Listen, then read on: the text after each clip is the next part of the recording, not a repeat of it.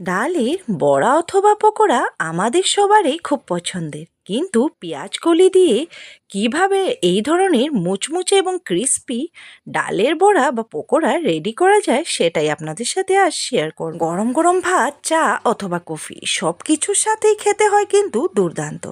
একবার বানিয়ে না খেলে বুঝতে পারবেন না। নমস্কার বন্ধুরা, স্বপ্নের উড়ানের আরও একটি ভিডিওতে সবাইকে জানাচ্ছি স্বাগত। প্রথমেই আমি ডালটাকে ভালো করে ধুয়ে 1-2 ঘন্টা আগে ভিজিয়ে রেখে দিয়েছিলাম, তবে দেখো কি সুন্দর ভিজে গিয়েছে। এবার আমি একটি মিক্সার জারে ডালগুলোকে নিয়ে নেব। তবে এই ডালগুলোকে আমি কিন্তু একবারে ফাইন পেস্ট করব না, একটু দরদরার মতো রাখবো।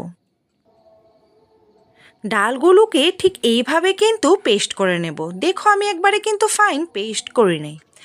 এবার পেঁয়াজকলিকে কেটে নিয়েছি এখানে একটি বড় সাইজের পেঁয়াজও কুচু কুচু করে, আর নিয়েছি কাঁচা লঙ্কা। আপনারা যে যতটুকু ঝাল খান সেই অনুপাতেই নেবেন। এবার আমি ডালের পেস্টের মধ্যে পেঁয়াজকলি কুচো করা আর পেঁয়াজ এবং কাঁচা লঙ্কা দিয়ে দেব। তারপর এখানে আমি নুন আর হলুদ গুঁড়ো দিয়ে একটু হালকা হাতে ভালো করে মেখে নেব।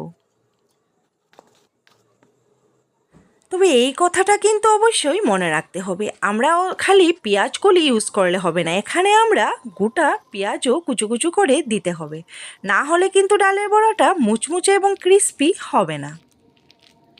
তবে দেখো এইভাবে আমি কি সুন্দর করে ডালের পেস্টের সাথে সব ইনগ্রিডিয়েন্টসগুলো মেখে নিলাম। এবার গ্যাস ওভেন জ্বালিয়ে একটি কড়াই বসিয়ে দিয়ে দেব সাদা তেল। তবে আপনারা চাইলে সর্ষের তেলেও করতে পারেন, কিন্তু সাদা তেলটা ইউজ করলে একটু হালকা পাতলা হয় পকোড়াগুলো। তারপর তেলটা গরম হওয়ার পর এখানে আমি একে একে ঠিক এই সাইজের পকোড়াগুলো দিয়ে দেব। তবে গ্যাসের ফ্লেমটা কিন্তু মিডিয়াম রাখবো, হাই রাখবো না।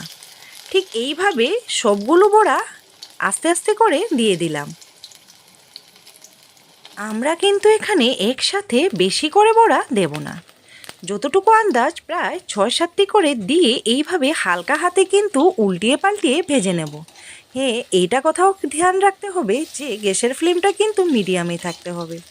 দেখো কি সুন্দর করে গোল্ডেন ফ্রাই হয়ে আসছে। এই ধরনের কিন্তু পেঁয়াজ কলি দিয়ে ডালের বড়া ঠিক এইভাবে করলে খুব ক্রিস্পি হয়, মুচমুচে হয়, কোনো ধরনের নরম হয় না।